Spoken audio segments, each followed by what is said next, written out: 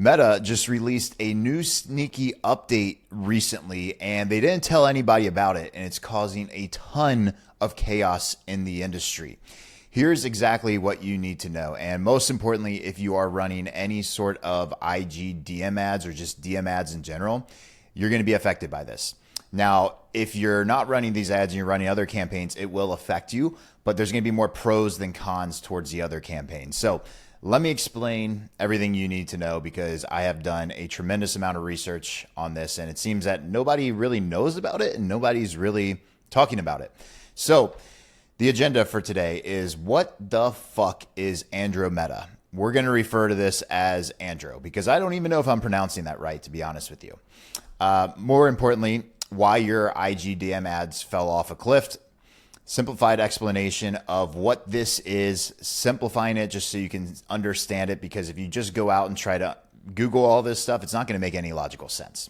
And basically what happened with us. So if you haven't noticed, or you don't know, you're new here, I've been running IG DM ads for like the last 4 years. The top DM ad spender in the world. Meta and ManyChat actually flew an entire camera production team to my house to do a case study on it. So this really impacts my business, as well as the 2,000 plus clients that we work with teaching these type of strategies to, right? So we have a fix, which is the good news. And I want to talk to you about the bigger playbook, what I call the black box marketing. So first things first, what the fuck is Andro? Meta has been rolling out this AI brain called Andromeda. It uses deep learning to test millions of ads and audience combinations all within real time. And basically it picks the one that's best to convert for you. So basically, to kind of simplify that, and I'll go into a better analogy here in a second, it's just Meta rolling out another update, and they're testing a new AI where they call it Andromeda, and it's supposed to convert better. It works better for the type of campaigns that have things that you can track results. So for example, if you run a low ticket funnel, it's going to work better for the low ticket funnel because it's basing that data off of conversions, and more importantly, the type of purchase value that comes through. And it's working on feeds, stories, and anything else where there's a lot of trackable data. But it's where it's really completely broken is the IGDM side of stuff. Meta refers to it, click to DM, click to message, whatever they call it. It completely broke that system, and they don't understand. I've actually spoke with some people high up in Meta, and none of them had any idea that any of this was going on. They thought, oh, everything was just fine. So a quick note for this, whenever Meta, I put meat on accident, whenever Meta rolls out an update, not everybody gets it. So you might not even be experiencing this yet, but it's something that should be on your radar, and you should be on top of the learning curve, because it will eventually roll out, especially with these AI updates. Eventually they get pushed to everybody. I have over 2,000 coaches in my community, and what I've noticed is the ones spending the most for the longest have been impacted. So my hypothesis with this, if you will, is Meta goes, hey, we're going to test this for the people that have been spending the most and been doing this the longest in this category. Let's push it to them first. Let's not tell them about it, but let's just do it and see how it works. Let's assume it's going to go really well. That's their thought process with it. Wasn't really the case. And again, I'll explain all of this for you in a second. Why your IGDM ads fell off a cliff. So here's what you need to understand. DMs are private. They're private conversations. They're not public feed clicks or conversions on a site like a low ticket funnel or a funnel to book a call or whatever it might be. So Meta's AI doesn't get enough data to know what's actually working, and then it just starts guessing. So in our case, that really meant random people with zero buying intent. I'm talking, this was literally overnight where we were running the same type of campaigns for about 2 years straight. Again, this happens quite a bit where they update their AI, but it really didn't impact us for about 2 years. And overnight, we just started getting, with the same ads that were consistently getting us a 4 to 8x ROAS, we were just getting spam. We were getting rappers. We were getting people from the ghetto. We were getting people that look completely off avatar. People cussing us out, which, you know, happens when you run ads. I'm not naive. I know that happens. But we were spending $60K a month consistently. We've been spending about $50 to $80K a month for like the last 3 to 4 years. But during this time, we're spending about 60 to, actually our highest, we were probably during this, we were spending probably about 70 to 80K a month just to get a bunch of garbage leads. So I basically lit $70,000 on fire just to learn this strategy. It was more than 70,000 because it took us a couple months to really figure this out because we couldn't figure out what was going on.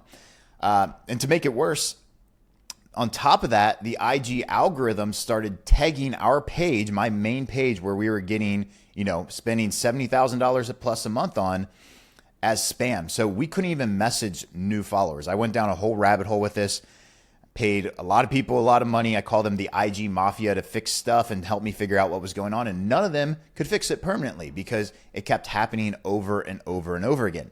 And what happens is when your account gets a spam tag on it, Meta will start pushing more of those shitty leads to your account. So have you ever noticed, if you ever notice you're getting shitty leads and they keep coming back no matter what you do, no matter how much you check stuff, and no matter how good your ad copy is or whatever it is, sometimes that might mean you have a spam tag on your account. So we went from an average reply rate of 50%, saying hey, every time we send a message to someone, 50% of people reply to us, to a 15%. Meaning 15% of people would actually reply to us. So Instagram put a spam tag on our account, which then went back to Meta and said, oh, well, they're spamming people. I don't care that they're spending $70,000 a month with us. We're just going to give them more spam accounts. So it was just a downward trend that kept happening. So to simplify basically how all of this works with Meta's algorithm Andro update, I got a very simple term. And yes, I did plug this in ChatGPT because I wanted to simplify it for you so I could understand it better too. Imagine you're at a restaurant and you're ordering food. But instead of saying out loud what the food is that you want, like when you're at a restaurant, you tell the waiter, you pull up your menu, you're like, yeah, I'd like the ribeye, I would like a little bit of butter, I'd like it medium, whatever it might be, super detailed, right? Instead of all that, you're whispering it across the room to someone that has no idea who you are, no idea what you like, no idea if you have allergies. You're like, yeah, I just want the steak. They can't hear you. That's what's happening with this. That's what happens with IG DM ads. It's Meta's AI. They can't hear you. Whereas they've updated all of this for conversions that are trackable, where they can hear you. So when you run an ad to a funnel to book a call, they can hear you. When you add to a low ticket funnel to buy a purchase and you have the conversion amount, they can hear you. The more data Meta is getting, the better they can optimize. That's how they've always been. But with DM ads, click to DM, click to message, whatever Meta calls it, is they're not hearing you correctly. All they're hearing is you whispering that you want something to eat. And then they optimize around that. So they give you all the food options rather than the steak that you wanted, right? You go to a restaurant, you pay $80 for a steak. You want a good cooked steak. You don't want some shitty half-cooked chicken tender. That's what Meta's giving us with this, is if you don't have it right, they're just going to give you shitty uncooked chicken tenders instead of your steak that you deserve. So it just sends you a bowl of spam if you want to keep it simple. As I mentioned, I kind of went through this, what really changed with our ads. This is what we were doing for the longest time. We were just running open targeting. Our best performing audiences were lookalike audiences, and then they were also just no interest at all. I know that sounds crazy, but that was our best performing for 2 years, and it made us a lot of money, where we would just say no interest, just age 24 to 50, whatever it is, right? And that worked for the last 2 years. It was crushing. We were getting a consistent 4 to 8x ROAS. Our secret with that was we realized Meta's AI at the time was optimizing based off the copy in the images, which they are still doing, but since they made this switch up, they're more focused on the other side of stuff. So what happened, like I said, even lookalikes stopped working. Our own custom audiences of lookalike audiences, because they were broad, but they were being optimized the right way. No interest, targeting tanked. We literally had to pause everything. I had a mastermind in Europe for our Visa mastermind. We have a mastermind for our elite clients every quarter. And we've been doing them internationally, and this one was in Ibiza. And what happened was other clients came up, told me the same thing. So after the mastermind, I flew over to Spain because my COO was just getting married in Spain. I had a week to just chill. It was like just unplug, turn off ads, turn off marketing, turn off everything. First time I've done that in about 4 years, to be honest with you. There hasn't been a day that I haven't ran ads in about 4 years besides this recent week, because we were just lighting money on fire. I was about to pull my hair out. I'm not even lying. I was going crazy. I was like, what is going on? It's like, I know ads. I've been doing this for a while. Something's changed. So that's when we figured out we needed a better way to control who entered our funnel, who got into our ecosystem. So here's the fix. I'm going to break this down in simple terms. We all know top of funnel, middle of funnel, and bottom of funnel, right? The thing is with all of this is previously you could have a bigger top of funnel just being like very broad, right? Like you could have all kinds of different people in the top of funnel, and then your middle of funnel would filter them out, and then your bottom of funnel would filter them out a little bit more from there. Well, what we did was we changed our top of funnel to be super specific. So we're spending more on our top of funnel right now, and our cost is going up. But you know what's going down? Our cost per conversions. Everything's been cut in half since I've implemented these new strategies, which is amazing. Again, I was annoyed with all this, but everything happens for a reason, right? So what we do is we're very specific on who we're letting into our top of funnel. And then from there, we're even filtering them even more in our middle of funnel. And then in our bottom funnel, it's the cream of the crop. It's usually like that when you run it, but typically from what I've done is top of funnel is super broad, like a lookalike audience of, 5 to 10 million people. Now, I won't even have 1 million people in my top of funnel right now because I want to be super, super specific with one ideal avatar. So step 2 is you want to create your own quality custom audiences. The solution is to build your own custom audiences where you're filtering them out into the middle funnel and bottom funnel. So you're only speaking to ideal avatars, not everyone.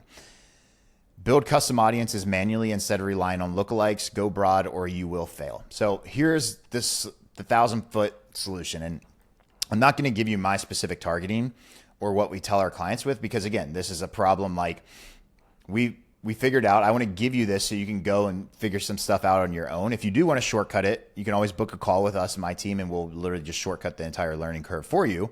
But there's some things I have to gatekeep that I can't just share every little detail with the public. I know you understand. I would hope you would, because I would at least, even though I probably want the information.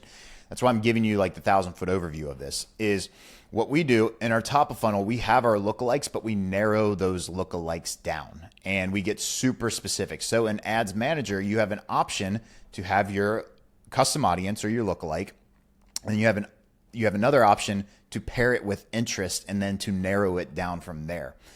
That's really what changed the game for me on this. And I will have to say, shout out to my friend John. He gave me I talked to a lot of people about this, and he kind of gave me some really good ideas on like really getting filtered and where we're going with this funnel. And once we implemented it, everything changed. So step 3, you really need to understand the customer journey. It's not just one ad that can get somebody to convert. The reason a lot of people fail at marketing is they think that one thing. Oh, I'm only going to optimize this one ad. This one ad is bringing me in the biggest ROAS. It's not like that. So what I wanted to share with you, I have my Bali mastermind. This was our mastermind from Q2 in here that I want to share with you, because we're on top of trends here. We're on top of stuff. We've been noticing this for a while and connecting the dots, like really finally connected the dots. So here's what I want to share with you. I'm not going to go through the entire presentation, but I want to show with you the customer journey that we presented with our clients. So we also run a low ticket funnel. We've been running a low ticket funnel for quite a bit of time now. And this is where we got this data and started seeing the trend come through. So here's example 1. This is the perfect type of ad where everybody thinks how ads should always work. The prospect sees the ad for the first time, they click on it, and then they schedule a call and close for a 12K, 20K, 5K, whatever PIF later, right? So here's one. On 6/17, they clicked on an ad. They bought our low ticket product, and then on 6/17, they clicked on the same ad again, and then scheduled the implementation call, right? A call to hear more about our product. And then on the next day when they hopped on, they closed for a 12K PIF for this type of product. Now, I will digress real quick. We have multiple products. So if you're seeing this and you're like, hey, you only sell 12, no, we have multiple products. If you watch my channel, I say once you kind of hit your 100K a month, then you should diversify. We have multiple products depending on where everybody is. So we have it's not like a one size fits all. going back to, now I digress, going back just so you're familiar. Example 2, they see my ad for the first time, click on it. After clicking on the ad 3 more times, they buy my low ticket product 4 days later. Then 2 months later, they come back and continue to click on my ads and then become a client. So you can see here, there's 2. 424, click on ad. 427, click on ad. 429, click on ad. These are all different ads, by the way. You can see right here, KPI video, perp video, green machine. And then 429, they buy our low ticket. And then 429, they click on our ad again, and then they schedule their implementation call. I believe they didn't even show up to that call, but let's just fast forward. A couple days later, they click on another ad. And then a couple days later, and then a month later, they put a down payment to get started with us and then come through and then start buying. Same thing, like what I'm trying to get at with this is hopefully you understand, and we have a lot of data on this. That's why I'm not going to go through all of it. But I want to show you so you understand the customer journey. It's not just one ad. It's not just one piece of content. It's not just one email. It's an ecosystem of getting people all through the product. That's really how all this works. So here's what I really want to go over with you to help you understand this is the bigger playbook, which is what I call the black box of marketing. Now, I'm not going to go into all this because it's going to take a long video. If you'd like more information, just let me know in the comments. I'd love to explain this because I geek out about this stuff. This is why I preach what I call the black box funnel system. Think of it a black box. I wish I would have had the drawing on here. I have it somewhere. But it's a box that has an ecosystem of how you grow your business, right? You have maybe your IGDM ads. You have your back-end ascensions. You have your cross-sells, your upsells, your downsells. You have paid retargeting. You have organic. You have emails. All of it is an ecosystem that works together. And once somebody's in your ecosystem, they get touch points throughout the box until they become a client. And when they become a client, the box ascends their LTV so they become a higher paying client, so they get better results and they continue to pay you and work with you over and over and over again. So that's like the image I want you to think about as you're doing this. Because the problem with this is attribution tracking. You can't track DM ads. There's no good way to do this. We are, and I'll give you a little hint of this, it'd be something that we're still figuring out if we want to release it to the public or if it's something we're just going to keep for our clients. We're on the final stages of our software that I've been building with my developers for about almost a year now. And it's finally at the stages where we can actually track this data. And it's going to be the first of its kind and going to completely change the game. It's going to solve all the issues that I'm sharing with you right here. And when Meta releases new updates, it's going to solve those issues because we're giving it the right data to perform. You'll be able to send accurate data back to Meta for ultimate scale because Meta is always changing. If you don't build a system with layers, you're just one step away from just being completely wiped out. I'll give you more info on when this comes out, but I just want to let you know, like, in order to be in this game, you always have to be thinking ahead. We've noticed this trend for the last year. That's why I built my own MVP of a software, literally custom coded, built it myself, and then developed. Then we had a lot of demand from our clients because we tested it with them. So we invested a lot of money to create our own software so we don't have to keep dealing with these issues. And here's what I'll leave you with as a reminder.